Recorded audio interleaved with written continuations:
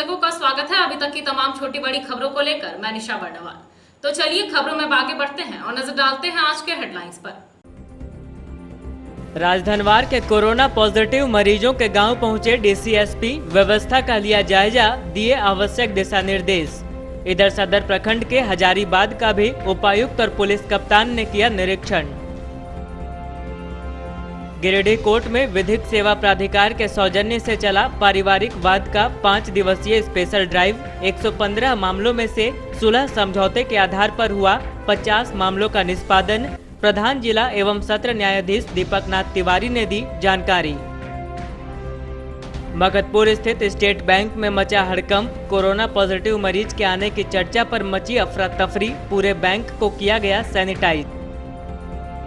और बांस की कमानी से सुंदर जीवंत रूप देने वाली महिलाएं हो गई हैं बेरोजगार, बाजार के अभाव में इनका रोजगार हो गया है ठप, सदर विधायक ने लिया संज्ञान।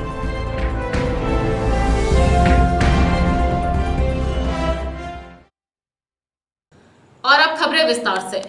कोरोना का कहर राजधनवार प्रखंड में बढ़ता ही जा रहा है। शुक्रवार को भी धनवार प्रखंड के एक युवक में कोरोना संक्रमण की पुष्टि हुई है। रिपोर्ट पॉजिटिव आने के बाद गिरिडीह डीसी और एसपी संबंधित गांव पहुंचे, जिसके बाद इलाके को सैनिटाइज कर सील कर दिया गया। कोरोना ने अब राजधनवार में धीरे धीरे अपना पांव पसारना प्रारंभ कर दिया है। गुरुवार को जहां धनवार प्रखंड के विभिन्न गाँव में प्रसूता तथा गर्भवती महिला सहित 7 कोरोना पॉजिटिव पाए गए थे, वहीं शुक्रवार को भी धनवार प्रखंड के गिरी बरवाडीह के कटरिया टाड़ में एक और कोरोना पॉजिटिव मरीज की पुष्टि हुई है। हालांकि वह फिलहाल धनबाद के एक अस्पताल में इलाजरत है। जानकारी के अनुसार गिरी बरवाडीह के रहने वाले व्यक्ति कुछ दिन पूर्व ही अपना आंख का इलाज कराने रेफरल अस्पताल गए थे।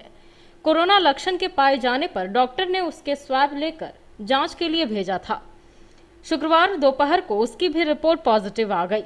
रेफरल अस्पताल के प्रभारी चिकित्सा पदाधिकारी डॉक्टर नीरज जैन ने इसकी पुष्टि भी की है। कोरोना की पुष्टि के बाद शुक्रवार को डीसी राहुल कुमार सिन्हा तथा एसपी सुरेंद्र कुमार झा प्रभावित गांव पहुंचे और आवश्यक निर्देश दिया।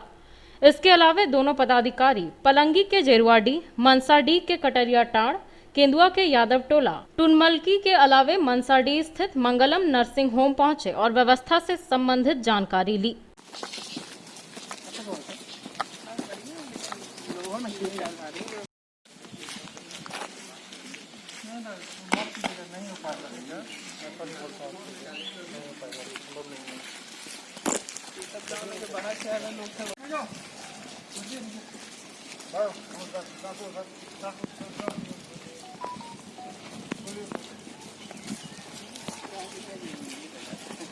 ये दिया गया है। जाओ सब अपने घर जाओ, सबको अपने घर भेजिए, सबको भेजिए घर अपने। रुपेश अपना माइक लो, ऑन करो गाड़ी का, आप अनाउंसिंग करो। सब बाहर भी वहाँ पड़ेगा।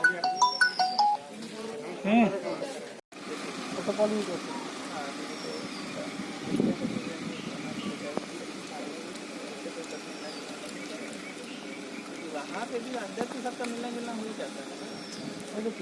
इनके घर 7 तो नहीं इनके हैं, 7 लोग बुला लीजिए, लोग बुक कर देंगे। उसके खिलाफ कानूनी कार्रवाई किया जाएगा। कल भी शाम को अनाउंस हुआ था और आपसे हिदायत दिया गया था कि आप सभी को अपने अपने घरों में रहना है।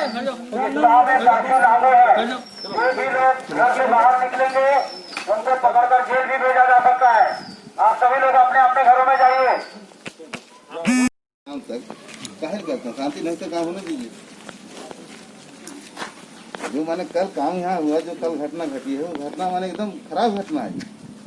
माने हम लोग आए, उपेंद्र आए, हम लोग सब आके समझाए तो आप लोग माने हैं, ऐसा नहीं होता है।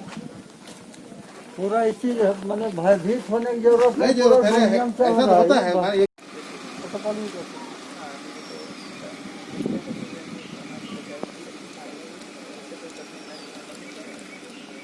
वहाँ पे भी अंदर तो सबका मिलना गिरिडीह डीसी राहुल सिन्हा और एसपी सुरेंद्र झा अन्य अधिकारियों के साथ शुक्रवार को फुलची पंचायत के हजारीबाग गांव पहुंचे। इस दौरान इन्होंने गांव का निरीक्षण किया और प्रवासी मजदूरों को मिल रहे सुविधाओं की जानकारी ली। गिरिडीह के फुलची पंचायत स्थित हजारीबाग गांव का दौरा शुक्रवार को उपायुक्त राहुल सिन्हा और एसपी सुरेंद्र झा ने किया। मौके पर सदर सीओ रविंद्र सिन्हा समेत अन्य कई प्रमुख लोग मौजूद रहे। इस दौरान डीसीएसपी ने पूरे गांव का निरीक्षण किया और प्रवासी मजदूरों के बाबत जानकारियां प्राप्त की। मौके पर प्रवासी मजदूरों को मिलने वाले अनाज और अन्य सुविधाओं की जानकारी भी पदाधिकारियों ने ग्रामीणों से ली। गौरतलब है कि गुरुवार को ही इस गांव से एक कोरोना पॉजिटिव की पुष्टि हुई थी, जिसके बाद पूरे गांव को सैनिटाइज कर सील कर दिया गया है। मौके पर डीसीएसपी ने कई तरह के निर्देश भी जारी किए। अभी महुआ टाण में जो है तो 9 लड़का है जो रविवार को आया, अच्छा 7वां या 8 लड़का उसमें है और 5 लड़का बोला कि हो गया ना, चावल है ना। 20 किलो मिलेगी। आप क्या पैसे जो मतलब कि रेड जोन वाला जिला से आया था उसको रखने देना चाहिए था, उसको रख घर में तो नहीं होते। लेकिन अब आप ऐसा थोड़ी कि आप उसको बांटिएगा ही नहीं तो उसको बनवा के दीजिए। नहीं सर, हम लिखे हैं सर को, सर हमारे पास इस परिस्थिति में हम हैं, हमको और कुछ व्यवस्था दिया जाए ताकि सारे लोग को हम ऐसा दे दें। जिसको ज्यादा आवश्यकता है उस हिसाब से उस तरह से नए गांव में होता है सर। मुखिया सोचता है जो फ्री वाला बांट रहा है, प्रधानमंत्री वाला बट रहा है अभी सर। हाँ नहीं, इसमें सर 1 रुपया लगता है सर और वो लोग 1 पैसा नहीं लगता है, तो उसमें फ्री मिल रहा है।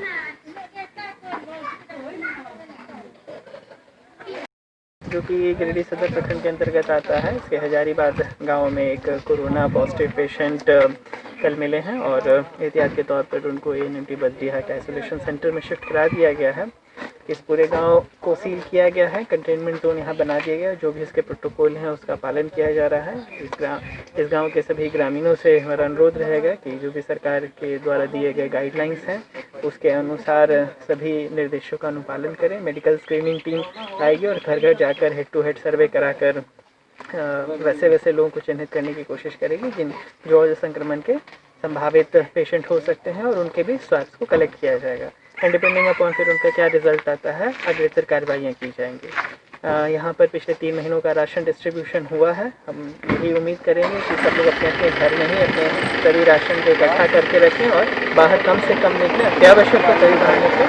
और जितने दिनों का भी यहाँ पर अभी क्वारंटाइन पीरियड चलेगा, कंटेनर पीरियड चलेगा, उसका पूरी तरह से पालन करें। ये उनके ही सुविधा के लिए है, उनके ही स्वास्थ्य के लिए है, उनके ही सुरक्षा के लिए है। स्टेट बैंक शाखा में एक ग्राहक ने खुद को कोरोना पॉजिटिव बताते हुए बैंक कर्मियों से जल्दी पैसा निकालने के लिए उन पर दबाव बनाया। युवक के कोरोना पॉजिटिव होने की बात सुनकर पूरे बैंक में अफरा तफरी का माहौल हो गया। जब स्थिति गंभीर होने लगी तो युवक मौके से फरार हो गया। शहरी क्षेत्र के मकतपुर स्टेट बैंक की शाखा में एक ग्राहक ने खुद को कोरोना पॉजिटिव बताया, जिसके बाद बैंक में हड़कंप मच गया। बताया गया कि स्टेट बैंक में पैसा निकालने आए एक युवक ने अपने आप को कोरोना पॉजिटिव बताते हुए और तबियत बिगड़ने की बात कहकर जल्दी पैसा निकालने के लिए बैंक कर्मियों पर दबाव बनाया। युवक ने जैसे ही खुद को कोरोना पॉजिटिव बताया तो बैंक में अफरा तफरी मच गई। हालांकि स्थिति गंभीर होता देख युवक मौके से फरार हो गया। इस दौरान कुछ देर के लिए बैंक का काम बंद हो गया। बाद में बैंक प्रबंधक के द्वारा पूरे बैंक को सैनिटाइज करवाया गया। इस बाबत मुख्य बैंक प्रबंधक नवनीत कुमार ने बताया कि दोपहर में युवक के द्वारा पासबुक लेकर काउंटर 3 में पैसा जल्दी निकालने की बात कही गई।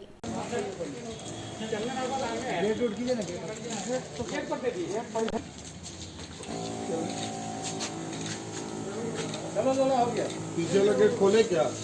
नहीं,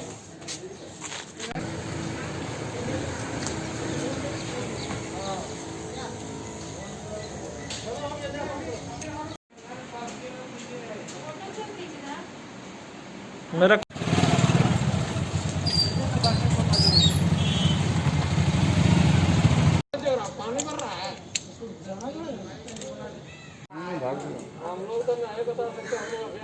क्या मामला?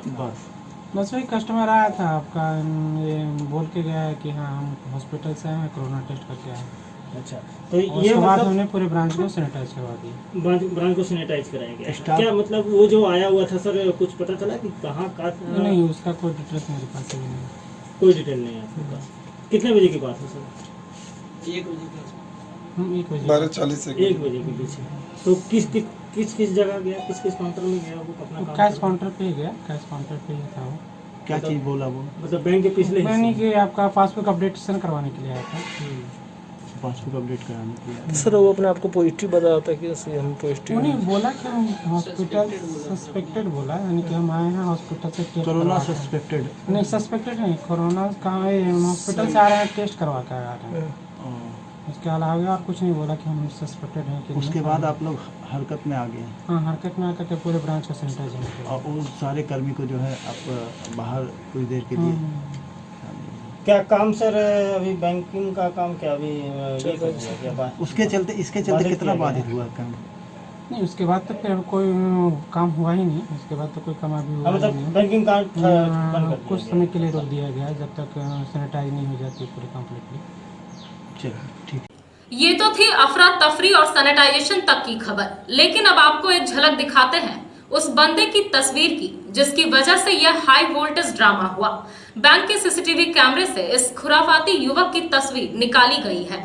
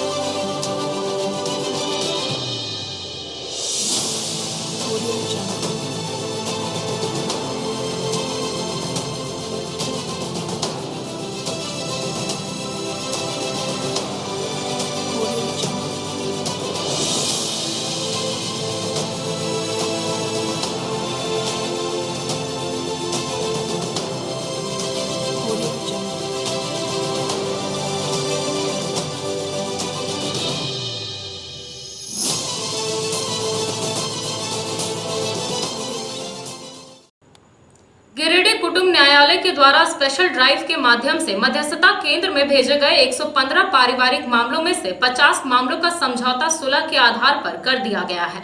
इस बाबत प्रधान जिला एवं सत्र न्यायाधीश दीपक तिवारी ने प्रेस वार्ता करते हुए कहा कि कोरोना काल में ऑनलाइन माध्यम से निष्पादित यह संख्या किसी रिकॉर्ड से कम नहीं है। गिरिडीह कुटुंब न्यायालय ने स्पेशल ड्राइव के माध्यम से 115 पारिवारिक मामलों को चिन्हित कर मध्यस्थता केंद्र में भेजा, जिनमें से 50 मामलों में समझौते के आधार पर सुलह किया गया।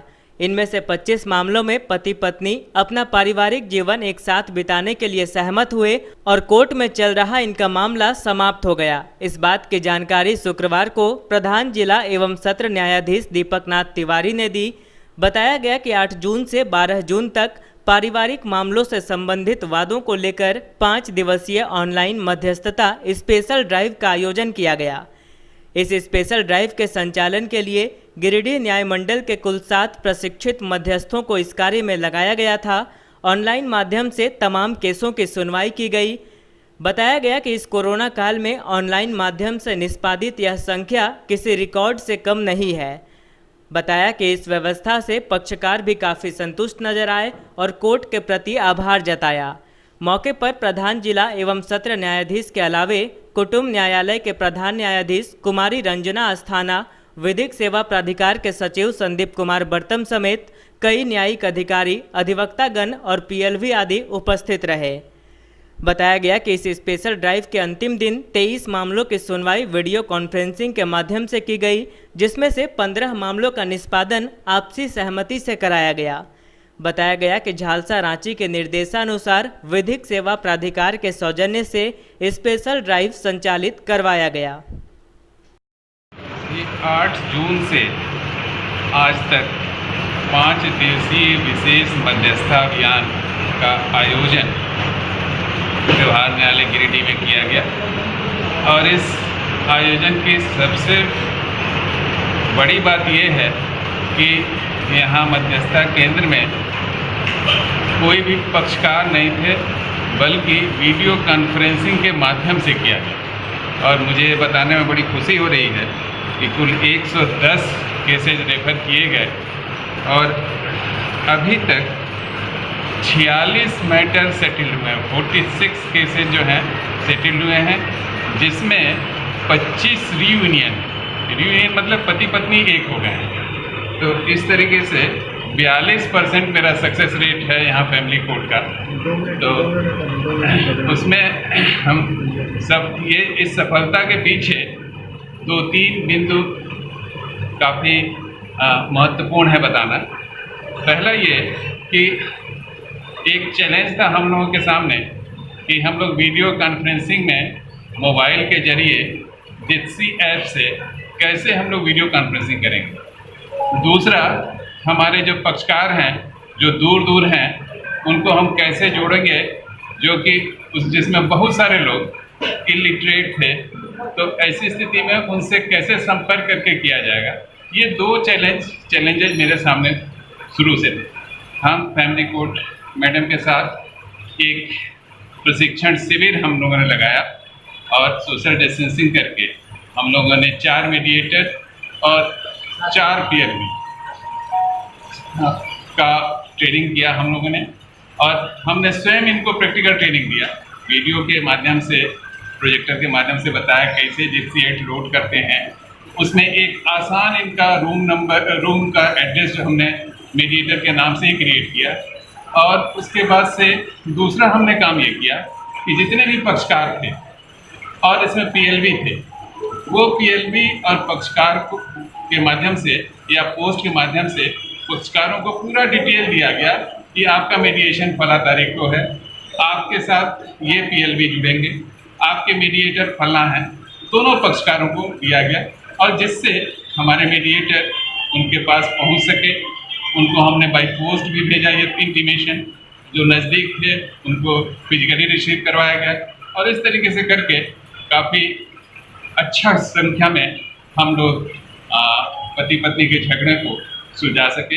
ये हमारे लिए एक बहुत ही हर्ष की बात है। हमारी फैमिली जज मैडम हैं, इनसे माननीय उच्च न्यायालय के द्वारा जो विशेष 5 दिवसीय विशेष मध्यस्थता अभियान 8 तारीख से लेकर के 12 तारीख तक आज तक के लिए रखा गया था, झालसा के दिशा निर्देश और माननीय उच्च न्यायालय के दिशा निर्देशों के तहत और हमारे प्रधान जिला एवं सत्र न्यायाधीश के कुशल निर्देशन में हमने इसको सफलतापूर्वक संचालित किया, जिसमें कि हमारे मीडिएटर्स इन लोगों की भूमिका बहुत अच्छी रही है। इन लोगों को जैसा कि अभी जैसा आपने बताया कि जिप्सी ऐप पर काम करने का प्रशिक्षण शुरू में दिया गया, PLVs को प्रशिक्षण दिया गया कि कैसे वो पक्षकारों के साथ पक्षकारों को जिप्सी ऐप से मध्यस्थ के साथ कनेक्ट करेंगे, और उनको ये सुविधा दी गई, प्रत्येक वादकारी को यह सुविधा दी गई कि उनको जो है कि किस तरह से मध्यस्थ से कनेक्ट होना है जिप्सी ऐप से।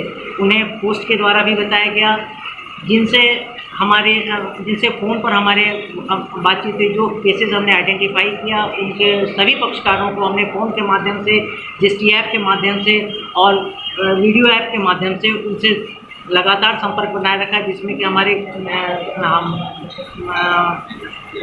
DLSA सेक्रेटरी और इनका पूरा स्टाफ और हमारे कोर्ट का स्टाफ, ये काफ़ी लगन से इन लोगों ने काम किया।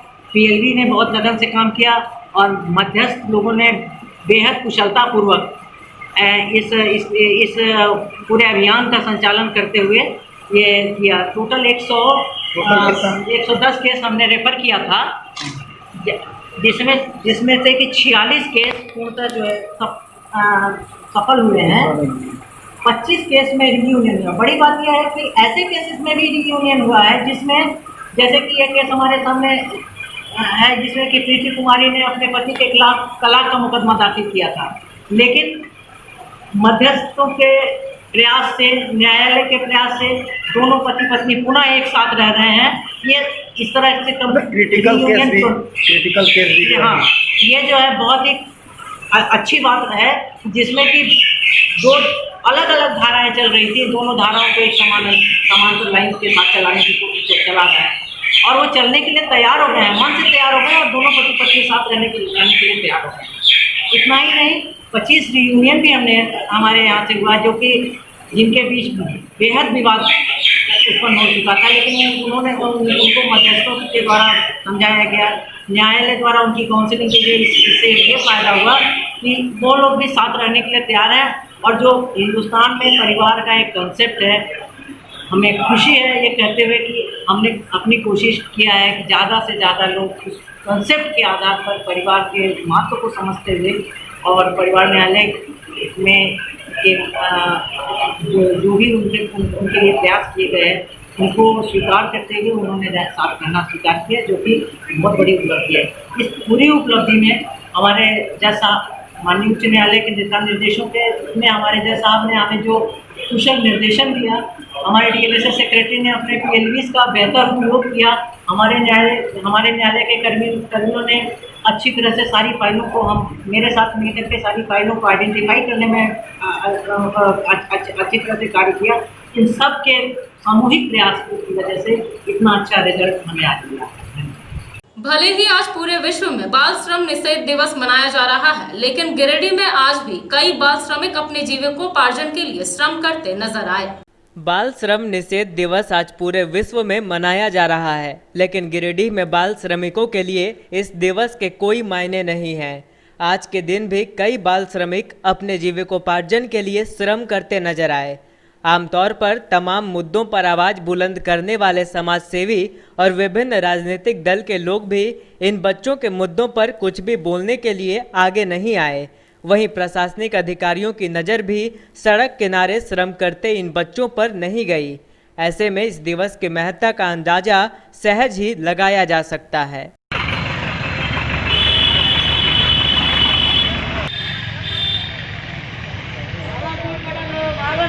बीते दिनों दिव्यांग बाबूलाल महतो ने जमुआ प्रखंड के बेरहाबाद पंचायत के मुखिया और पंचायत सेवक पर बकरी पालन शेड निर्माण में राशि गबन का आरोप लगाया था, जिसके बाद मुखिया का कहना है कि यह आरोप बेबुनियाद है और उनके पास राशि उपलब्ध होने के तमाम दस्तावेज हैं, जिसमें बाबूलाल महतो की पत्नी का अंगूठा भी लगा हुआ है। जमुआ प्रखंड के बेरहाबाद पंचायत निवासी दिव्यांग बाबूलाल महतो ने गिरिडीह उपायुक्त का आवेदन देकर पंचायत के मुखिया और पंचायत सेवक पर बकरी पालन शेड निर्माण में राशि गबन का आरोप लगाया था। इसी मामले में मुखिया जागो देवी एवं उनके पति नंदकिशोर यादव ने सफाई दी है। इन दोनों का कहना है कि आरोप बेबुनियाद है और बाबूलाल महतो को बकरी पालन शेड की राशि उपलब्ध करा दी गई है। इन्होंने कहा कि राशि उपलब्ध होने के तमाम दस्तावेज इनके पास है, जिसमें बाबूलाल महतो की पत्नी का अंगूठा भी लगा हुआ है। बताया गया कि बकरी शेड निर्माण के लाभुक बाबूलाल महतो की पत्नी गुजरी देवी व अन्य मजदूरों को मजदूरी मेट कविता देवी के निर्देश व मास्टर रोल पर हस्ताक्षर करने के बाद भुगतान किया गया है, जबकि मटेरियल के लेन देन के लिए वेंडर से लाभुक ने अपना शपथ पत्र देकर वेंडर को भुगतान करने के लिए अपनी सहमति पत्र भी दी है। इन्होंने कहा कि आरोप बेबुनियाद है और घरेलू झगड़े की वजह से इन्हें बदनाम किया जा रहा है। वे इस बात की शिकायत जल्द ही गिरिडीह उपायुक्त से भी करेंगे। जमीन को मामला है, हम तो महिला मुखिया है, जमीन को लेके सिकंदर यादव मतलब विवाद कर रहा है, हमको बचाने के प्रयास कर रहे हैं। नंदकिशोर यादव, ग्राम पंचायत बेरहाबाद, मुखिया प्रतिनिधि। वो जो कल मेरे ऊपर जो मुखिया जी के ऊपर जो पंचायत से ऊपर जो गबन का आरोप लगाया है वह झूठा है। वह जो है उनका जितना सारे मटेरियल वो वेंडर के द्वारा उसको दिया गया था और वेंडर के खाता में पैसा गया है। वेंडर का उसमें आपका वेंडर का जो है सो वाउचर लगा हुआ है और उनका जो बाबूलाल महतो है उनका शपथ पत्र लगा हुआ रिकॉर्ड में। उसका जितने भी मटेरियल जो मिला, सीमेंट है, एल्बेस्टर है, ईटा है, वो सभी जो है वेंडर के द्वारा उसको भेजा गया है। और यहाँ बहुत मेरा मेट लोग अभी भी आए हुए हैं जो आप लोग को ये भी बताएंगे कि वेंडर के द्वारा यहाँ मटेरियल सप्लाई मिलता है और ये जो लगा रहा है ये झूठा है। इसके साथ मेरा आज 2 साल से ज़मीनी विवाद का मैटर लेकर और मतलब जो है सो ये मुखिया को, एक महिला मुखिया को ये जो है फंसाने का साजिश कर। मोतीलेदा पंचायत के केंदुआगढ़ा गांव में सब्जी उत्पादकों को पचम्बा गौशाला की ओर से 200 पैकेट वर्मी कंपोस्ट का वितरण किया गया। मौके पर गांडे विधायक सरफराज अहमद के अलावे गौशाला समिति से जुड़े कई प्रमुख लोग मौजूद रहे। पचम्बा स्थित श्री गोपाल गौशाला के द्वारा भगवती देवी सत्संग भवन के मार्गदर्शन एवं गाड़ोदिया चैरिटेबल ट्रस्ट कोलकाता के सौजन्य से मोतीलेदा पंचायत के केंदुआगढ़ा गांव के सभी सब्जी उत्पादन करने वाले किसानों को एकत्रित कर जैविक खेती को बढ़ावा देने के लिए जागरूक किया गया। एवं वर्मी कंपोस्ट, गौमूत्र आधारित कीटनाशक एवं वर्मी कंपोस्ट का उपयोग कर शुद्ध जैविक खेती कैसे कर सकते हैं, इसकी जानकारी दी गई। इस दौरान किसानों को यह भी जानकारी दी गई कि देसी गोवंश के गोबर तथा गौमूत्र से किस तरह वर्मी कंपोस्ट और कीटनाशक अपने घर या गांव में बनाया जा सकता है। इसी कड़ी में जैविक खेती को बढ़ावा देने के साथ साथ गौशाला को आत्मनिर्भर बनाने के लिए श्री गोपाल गौशाला में निर्मित 200 पैकेट वर्मी कंपोस्ट का निःशुल्क वितरण मोतीलेदा पंचायत अंतर्गत परसन ग्राम में सब्जी उत्पादन करने वाले किसानों के बीच विधायक सरफराज अहमद की उपस्थिति में किया गया। कार्यक्रम को सफल बनाने में गौशाला के सचिव ध्रुव संथालिया, कार्यकारिणी सदस्य सतीश केडिया, अनिल अग्रवाल, अशोक बगेड़िया एवं खंडोली ग्रामोत्थान संस्थान के अजीत कुमार उपस्थित थे। ट्रैक्टर से गिरने से बगोदर के अटका निवासी संकट ठाकुर की मौत गुरुवार की देर रात हो गई। शुक्रवार को मृतक के शव को पोस्टमार्टम के लिए गिरिडीह सदर अस्पताल लाया गया, जहां चिकित्सकों की देखरेख में शव का पोस्टमार्टम कराया गया। सरिया थाना क्षेत्र के घुटिया पेसरा गांव के जंगल में गुरुवार की रात ट्रैक्टर से गिरने से बगोदर के अटका निवासी संकट ठाकुर की मौत हो गई। घटना के बाद स्थानीय पुलिस ने शव को कब्जे में लेकर उसे पोस्टमार्टम के लिए गिरिडीह सदर अस्पताल भेज दिया। यहां चिकित्सकों की देखरेख में शव का पोस्टमार्टम करवाया गया। बताया गया कि शंकर ठाकुर ट्रैक्टर चालक के बगल में बैठा था। इसी क्रम में वह असंतुलित होकर नीचे गिर गया और ट्रैक्टर की चपेट में आ गया। घटना के बाद उसे स्थानीय अस्पताल ले जाया गया, जहां चिकित्सकों ने उसे मृत घोषित कर दिया। मेरा भाई था। क्या नाम था? शंकर ठाकुर। क्या हुआ था? वो ट्रैक्टर में आ रहा था, गिरा दिया उसको, जिसको वो अपने चला रहा था मालिक उसका दीपक, वही गिरा दिया। हॉस्पिटल में पूरा आ रहा था। गिरने के बाद क्या हुआ? गिरने के बाद फैन हुआ, फैन पीछे वाला टायर टाली था, लोड गाड़ी था बालू, और दहना कर चढ़ गया पीछे वाला चक्का। क्या वही है? माथा पर हमें स्पॉट हो गया। कब की घटना है? ये घटना है कल 5:50 हो रहा था, 6 बज गया था। गाड़ी किसका था? गाड़ी उसी के था, बहादुर मंडल का, उसका बेटा चला रहा था। ये घटना कहाँ पे हुआ? घटना हुआ है घुटिया पेसरा बापू नगर रोड पर, मेन रोड है, उसी जगह नहीं हुआ था। तो ये क्या उसके यहाँ काम करते थे? क्या करते थे? काम कर रहा था उसी के लेबर गया था लाद में। लेबर का काम करता था। और अभी जबरदस्ती लेके गया था उसे, जाने होगा तो जाने होगा, तुम्हें जाने नहीं खोज रहा था वो लड़का। शादीशुदा था? शादीशुदा नहीं था, कुमार था। अपने हुनर से बांस की कमानी से गुलदस्ता, पेन स्टैंड सहित अन्य खूबसूरत चीजें बनाने वाली महिलाएं इन दिनों इस रोजगार से विमुख होने को मजबूर हैं। दरअसल शिखरजी बासा शिल्प स्वयं सहायता समूह की इन महिलाओं के उत्पादों को बाजार नहीं मिल पा रहा है, जिससे ये काफी परेशान हैं। बांस की कमानी को रौंद कर खूबसूरत जीवंत रूप देने वाली गिरिडीह की दर्जनों महिलाएं आज बाजार के अभाव में इस रोजगार से विमुख होने को मजबूर हैं। हस्तशिल्प कला में निपुण गिरिडीह जिले के अति नक्सल प्रभावित सिंहपुर गांव की इन महिलाओं के स्वावलंबन को लेकर झारखंड राज्य ग्रामीण आजीविका मिशन की ओर से स्वयं सहायता समूह का गठन कर इस रोजगार को आगे बढ़ाने के लिए ऋण मुहैया भी कराया गया था। पूंजी की व्यवस्था हो जाने से महिलाएं सामग्री का उत्पादन भी करने लगी, लेकिन इनके उत्पाद को अब तक बाजार उपलब्ध नहीं हो पाने से एक बार फिर इनकी यह हस्तशिल्प कला कुंद होने लगी है। शिखरजी बासा शिल्प स्वयं सहायता समूह के इन महिलाओं के हुनर को देख जैन तीर्थ यात्रियों में इसकी रुचि भी जगी, लेकिन यह अधिक दिनों तक बरकरार नहीं रह सका। ऐसे में इनका उत्पाद बाजार तक पहुंचने की बजाय अब बेकार पड़े पड़े घर के कोने की शोभा बढ़ा रही है। इनके इस धंधे के विकास में सरकार द्वारा कोई खास रुचि नहीं लिए जाने के कारण इनके इस हस्तशिल्प कला को बाजार नहीं मिल पा रहा है। शिखरजी बासा शिल्प स्वयं सहायता समूह के सचिव चिंता कुमारी कहती हैं कि वर्ष 2007 से इन्होंने इस धंधे की शुरुआत की थी। वर्ष 2012 तक यह धंधा अच्छा खासा चला, लेकिन इन 5 सालों के बाद वे इस धंधे को आगे नहीं बढ़ा पाई। इस धंधे के चलने से एक महिला प्रतिदिन 200 से 300 रुपए तक कमा लेती थी, लेकिन इनके इस कला को बाजार नहीं मिल पाने के कारण अब इनके उत्पाद को कोई नहीं पूछ रहा। ये कहती हैं कि समूह की महिलाएं बांस की कमानी से गुलदस्ता, पेन स्टैंड, टाइटेनिक जहाज, ट्रे समेत विभिन्न प्रकार की सामग्री तैयार करती हैं। ऑर्डर के हिसाब से वे सामग्री तैयार कर लेती हैं। इनके इस कार्य में खूबसूरती और साफ सफाई झलकती है। मैं चिंता कुमारी शिखर जी बांस हाथ शिल्प और स्वयं सहायता समूह की सचिव हूँ और हम लोग बांस का काम शुरुआत किए थे 2007 से और 2012 तक हम लोग का रेगुलर चला। हम लोग का मार्केटिंग न होने के कारण हम लोग का अभी बांस का काम धीमा चल रहा है। तो हम लोग आगे चाहते हैं कि हम लोग का कुछ अगला कुछ योजना आके हम लोग को ये बांस का काम फिर से ज़ोर शोर से चलने से हम लोग का गांव का रोजगार होगा और बहुत सारे दीदी जो हम लोग काम कर रहे थे दीदी या भैया उसका रोजगार नहीं हो पा रहा है। हम लोग इस बात से जुड़ के हम लोग कुछ रोजगार कर रहे थे।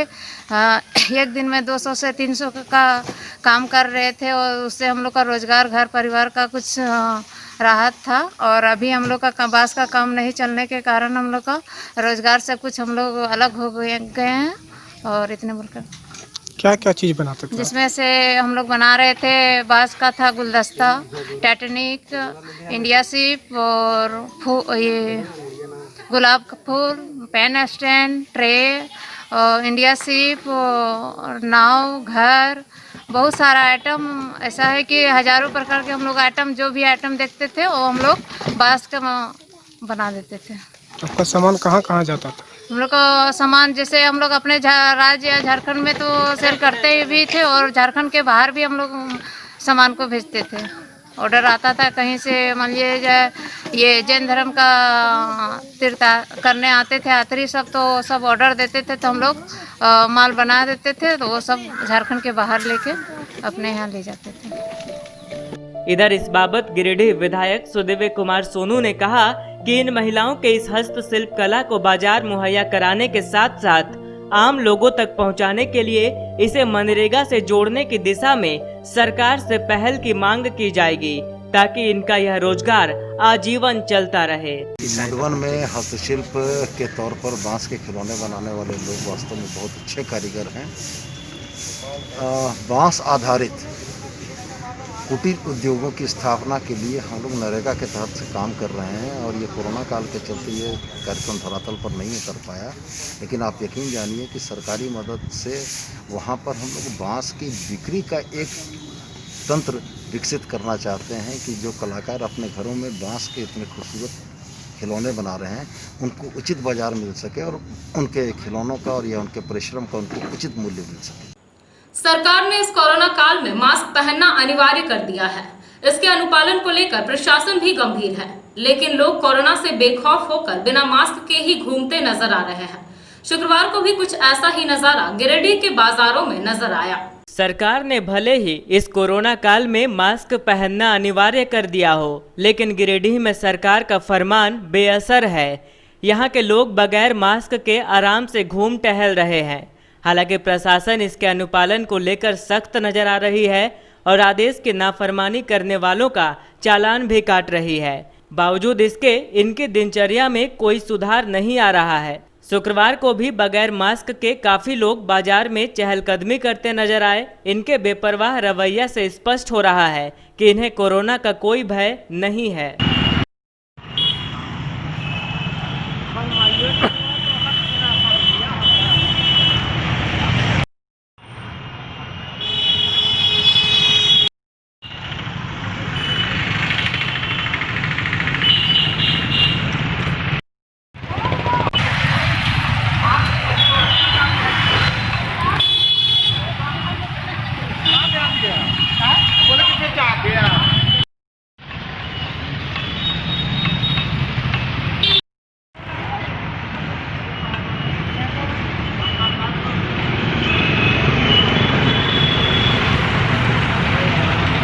गिरिडीह सदर ब्लॉक में प्रखंड आपूर्ति पदाधिकारी की अध्यक्षता में शुक्रवार को राशन डीलरों के साथ एक बैठक की गई। इस दौरान राशन डीलरों को अयोग्य राशन कार्ड धारकों की सूची बनाकर सौंपने सहित अन्य कई निर्देश दिए गए। सदर प्रखंड सभागार में शुक्रवार को प्रखंड आपूर्ति पदाधिकारी राजीव रंजन की अध्यक्षता में ग्रामीण क्षेत्र के राशन डीलरों के साथ एक बैठक की गई। बैठक में सभी डीलरों को निर्देश दिया गया कि वैसे संपन्न परिवार जो कार्ड बनाकर रखे हैं वैसे परिवार का लिस्ट तैयार कर विभाग को सौंपें, जिन पर कार्रवाई की जाएगी। तथा सभी बाहर से आए प्रवासी मजदूरों का सर्वे कर लिस्ट बनाया जाए। साथ ही राशन वितरण में कोई गड़बड़ी न हो, इसका भी ध्यान रखा जाए।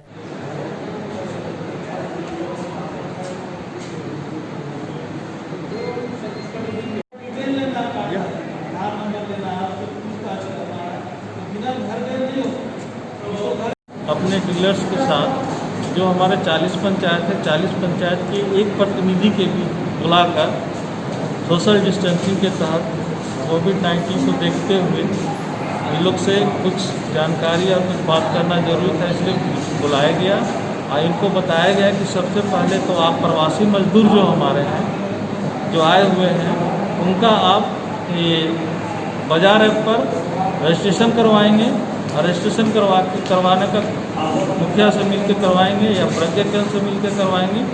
दूसरा चीज़ कि जो अभी शोषित जो 6 माह से राशन नहीं उठा रहे हैं, डुप्लीकेट कार्ड है या संपन्न व्यक्ति है, उनका हमने सभी को सूची उपलब्ध करा दिया है।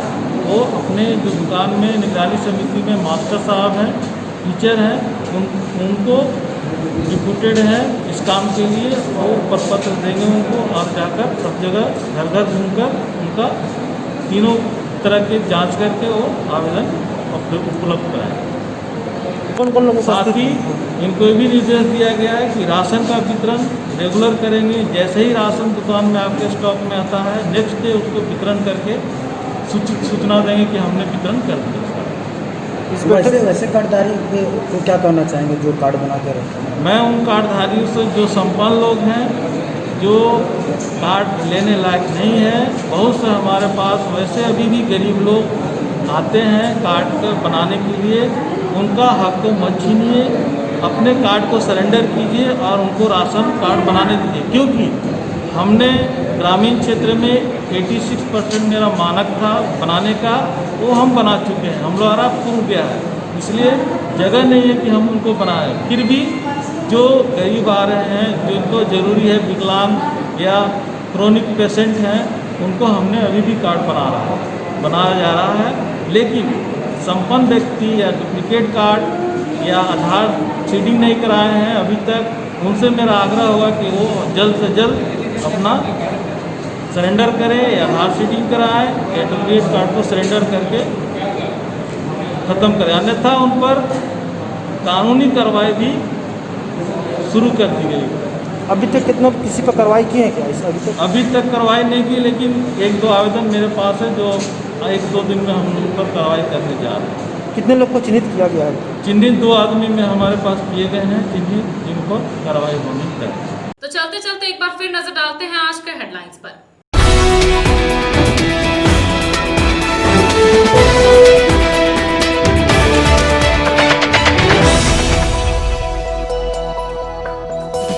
तो दर्शकों, ये था हमारा आज का न्यूज अंक। आज के अंक में बस इतना ही। कल फिर होगी मुलाकात कुछ अन्य खबरों के साथ।